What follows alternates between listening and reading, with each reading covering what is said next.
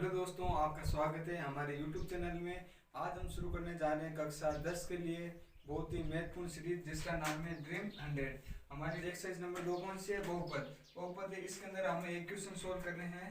Question solve करना है कि हमें क्या ज्ञात करना है? क्वेश्चन के अंदर द्विघात समीकरण ज्ञात करना है। क्या ज्ञात करना है?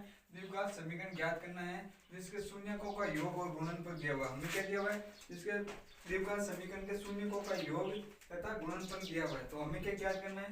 एक द्विघात समीकरण ज्ञात करना है। तो हम इसको कैसे सोल्व करेंगे? इसको सोल्व करने से पहले हम इसकी एक द्विघात समीकरण का व्यापक रूप लिखना है। क्या लिखना है? व्यापक रूप।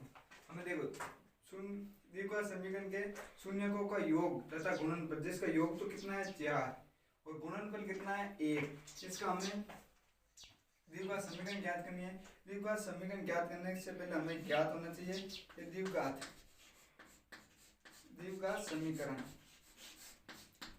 समीकरण का व्यापक रूप। द्विघात समीकरण का व्यापक रूप क्या होता है? ax² plus bx plus c बराबर 0। क्या होता है? 0। यह कि हमारे पास द्विघात समीकरण का व्यापक रूप। व्यापक रूप क्या होता है? ax² bx प्लस c बराबर 0। अब हम देखिए, द्विघात समीकरण के शून्य दिया हुआ है, शून्यकों का योग कितना दिया हुआ है? 4। योग क्या होता है? अल्फा प्लस बीटा बराबर -b/a। इसका मान हमें कितना दिया हुआ है? 4। और गुणनफल कितना दिया हुआ है? Alpha into beta. इसका मान कितना हमने दिया हुआ है? c/a बराबर कितना दिया हुआ? 1। कितना दिया हुआ? 1। अब देखिए, इस क्वेश्चन से हमें पता चलता है कि योगफल कितना आ रहा है, जिसके अल्फा प्लस बीटा बराबर क्या होता है? -b/a बराबर कितना दिया हुआ है? 4। और गुणनफल क्या दिया हुआ है? अल्फा इंटू बीटा बराबर c/a। इसका मान कितना दिया हुआ? a। तो हमें देखिए, इसके अंदर भी बट्टा के अंदर a है और c के बट्टा के अंदर भी क्या है? a। तो हम देखें, किसी भी संख्या के नीचे अगर कुछ नहीं हो तो हम क्या लगा सकते हैं? 1। तो 4 के नीचे 1 लगाओ और 1 के नीचे 1 लगाओ, तो इससे हमें किसका मान प्राप्त हो रहा है? a का मान प्राप्त हो रहा है। दोनों के अंदर a का मान क्या आ रहा है? 1। a का मान क्या प्राप्त हो रहा है? 1। तो हमें ऐसे पता चल गया कि a का मान कितना है? 1 है। a का मान कितना हो गया? 1। तो इसके अंदर देखिए, x² के अंदर a का मान कितना है? 1। तो हम 1 नहीं लिख सकते, डायरेक्ट क्या लिखेंगे? x²। तो हमें a का मान तो पता चल गया 1। अब देखिए, इसके अंदर c का मान कितना है? 1। c का मान भी कितना है? 1। तो यहाँ पे लगा दिए c का मान प्लस का 1, ये आ गया c का मान। अब हमें देखना है b का मान कितना है? 4। देखो, b का मान कितना दिया हुआ है? 4। 4 किसका है? प्लस का है। 4 किसका है? प्लस का। और पहले से ही b के पास, देखो इस सूत्र के अंदर कह रहा है b के पास क्या है? माइनस। b के पास क्या है? माइनस। और हमारे पास यहाँ पर ऐसी संख्या है 4, तो हम क्या करेंगे? यहाँ पर 4 तो है पर b के पास क्या है? माइनस।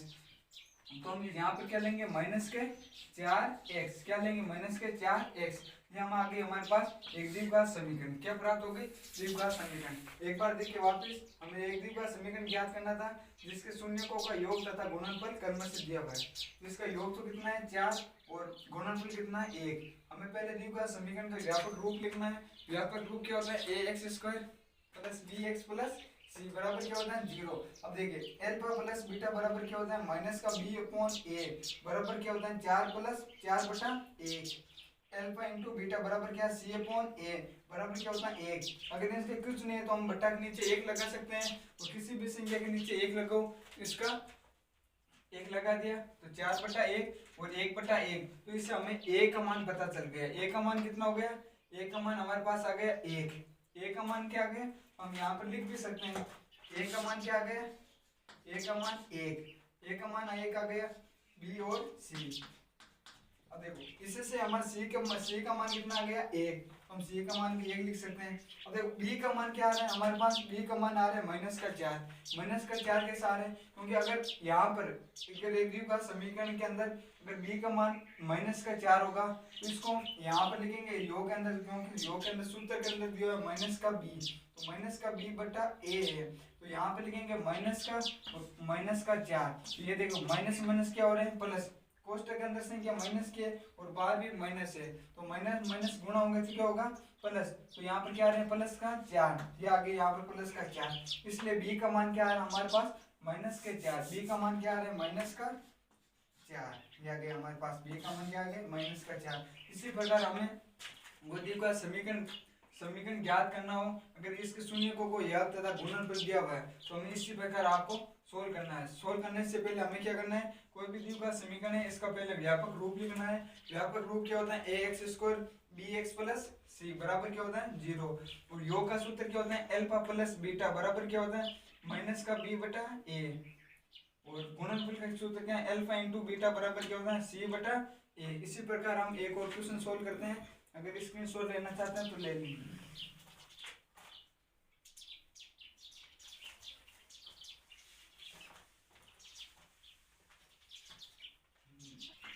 इस बार हमें देखिए, इस बार एक द्विघात बहुपद ज्ञात करना है। इस बार हमें शून्यकों का योग तथा गुणनफल दिया हुआ है। योग क्या है माइनस के 1/4, जबकि गुणनफल क्या है इस बार 1/4। हमें योग कितना दिया हुआ है माइनस के 1/4। योग का मतलब होता है alpha plus beta. Alpha plus beta क्या होता है माइनस का b/a।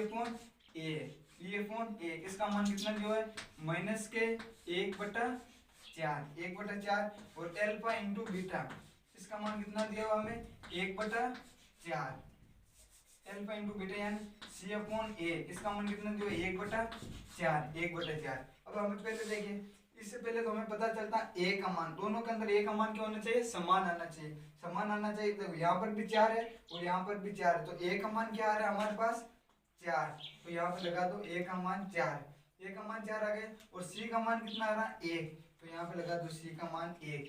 और b का मान यहाँ पर कितना आ रहा है, b का मान आ रहा है माइनस का 1।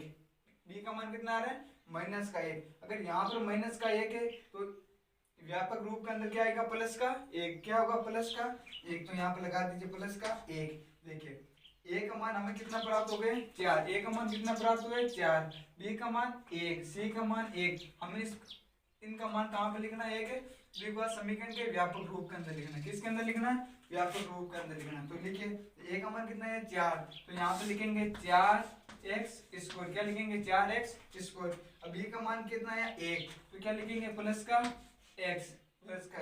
c का मान कितना है 1, तो क्या लिखेंगे प्लस का 1 बराबर 0। ये हमारे पास ये हमें प्राप्त होगी एक द्विघात समीकरण। इसी प्रकार आपको सोल्व करना है सारे क्वेश्चन।